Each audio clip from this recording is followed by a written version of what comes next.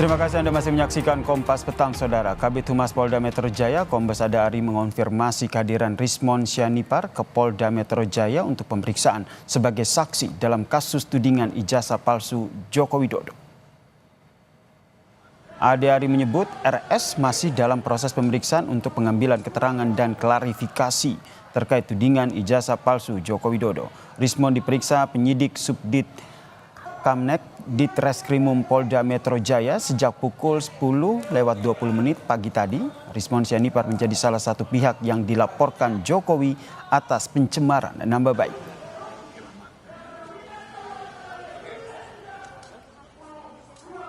Jam 10:20 telah datang ke Subdit Kamnek di Treskrimum Polda Metro Jaya saudara RS.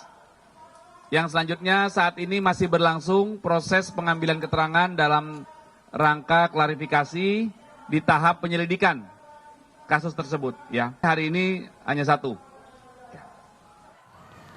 Kuasa hukum Rismon Sianipar Ahmad Kozinuddin menyatakan Rismon telah menjalani pemeriksaan penyidik Polda Metro Jaya sejak Senin pagi untuk memberikan klarifikasi atas tudingan ijazah palsu Jokowi. Dari total 70 pertanyaan, Rismon sudah menjawab sekitar 30 pertanyaan. Hari ini hanya Rismon Sianipar yang diperiksa sebagai saksi dalam tudingan ijazah palsu Jokowi. Hadir bukan sebagai terlapor, tapi sebagai saksi untuk klarifikasi apa aja, penegasan aja. Iya, hari ini dipanggil untuk dimintai keterangannya memang sebagai saksi, tapi undangannya namanya undangan klarifikasi. Dan memang untuk siapa yang terlapor, dari sejak pemeriksaan Pak Roy Suryo klien kami sebelumnya termasuk Dr. Tifa itu tidak pernah diterangkan siapa yang terlapor, hanya secara formil ya penyidik menyatakan terlapor masih dalam penyelidikan. Tim pembela ulama dan aktivis TPUA mendatangi Barreskrim Polri usai aduan mereka atas ijazah Presiden ke-7 Joko Widodo dihentikan penyidikannya. TPUA menyatakan penghentian penyidikan atas ijazah Jokowi adalah cacat hukum. Wakil Ketua TPUA Rizal Fadilah menyebut total ada 26 poin kebenaran atas hasil gelar perkara dan penghentian penyidikan dari ijazah Jokowi. TPUA meminta Barreskrim Polri melakukan gelar perkara khusus terkait dengan hasil pemeriksaan ijazah Jokowi. TPUA juga menyatakan tidak dihadirkannya terlapor dan pelapor serta tidak ada pandangan ahli membuat hasil penyelidikan keaslian ijazah Joko Widodo menjadi cacat hukum.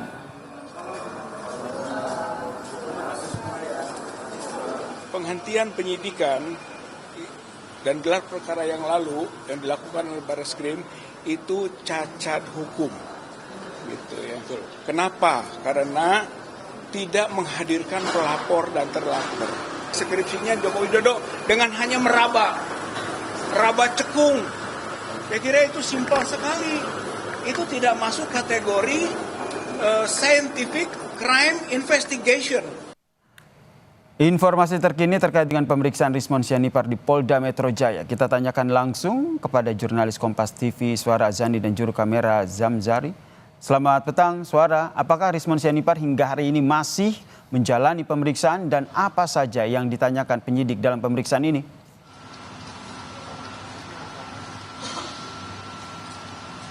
Ya, betul sekali. Hingga pukul 4 sore, sejak pagi tadi, pukul 10, ini kurang lebih hampir 6 jam, Rismon Sianipar masih menjalani pemeriksaan yang sampai saat ini kami mendapatkan informasi oleh kuasa hukum dari Rismon Sianipar. Tadi pukul 3, ia sempat keluar dan memberikan penjelasan begitu ya, bahwa Rismon Sianipar hari ini diberikan pertanyaan, 70 pertanyaan sampai sejauh ini, itu sudah disiapkan oleh penyidik, sudah ada dalam dakar, dan sampai pukul 3 tadi baru 30 pertanyaan yang berhasil dilontarkan dan berhasil dijawab oleh Rismon Sianipar.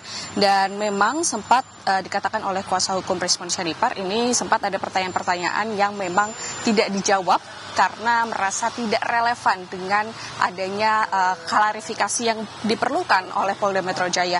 Dan memang undangan ini dilontarkan oleh Polda Metro Jaya kepada Rusman Sianipar itu untuk mengklarifikasi terkait kejadian 26 Maret 2025 yang kemudian dilaporkan oleh Joko Widodo.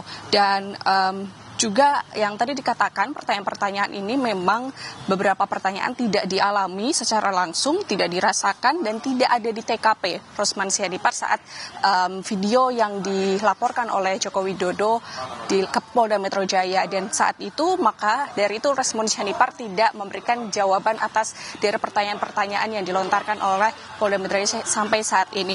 Dan memang dikatakan juga oleh kuasa hukum Rusman Sianipar bahwa sampai saat ini, hari ini hanya Rusman Sianipar yang dipanggil untuk memberikan klarifikasi, bukan sebagai terlapor.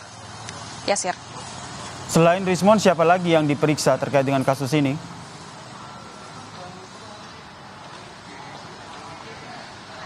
Ya, memang hari ini hanya Rusman Sianipar dan kami belum mendapatkan informasi apakah nantinya akan ada yang dipanggil untuk memberikan klarifikasi. Yang perlu digarisbawahi di sini adalah Rusman Sianipar dipanggil untuk memberikan klarifikasi, bukan sebagai terlapor. Karena yang dikatakan oleh kuasa hukum Rusman Sianipar memang bahkan mereka yang dipanggil untuk memberikan klarifikasi belum diinformasikan dari Polda Metro Jaya siapa terlapor yang dimaksud oleh Polda Metro Jaya. Karena sampai saat ini Polda Metro Jaya hanya mengatakan penyelidikan masih berlangsung dan terlapor ini masih dilakukan penyelidikan dan tidak disebutkan siapa-siapanya. Dan memang sebelumnya ini ada Roy Suryo, kemudian Dr. Tifa, dan Bung Rizal Fadila ini juga sudah dilakukan pemeriksaan sebelum Rusman Sianipar dan juga Kurnia Trioryani. Ini yang menjadi saksi untuk memberikan klarifikasi atas kejadian 26 Maret 2025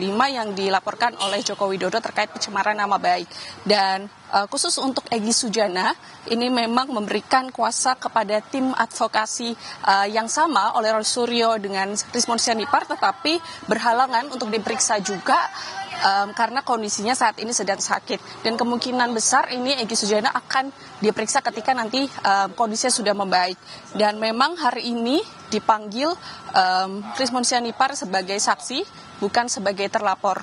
Nantinya kami akan memberikan informasi lebih lanjut apakah nanti Polda Metro Jaya akan memanggil empat terlapor yang dilaporkan oleh Joko Widodo, dan apakah nama-nama ini masih sama dengan saksi yang sebelumnya sudah dilaporkan. Yasir.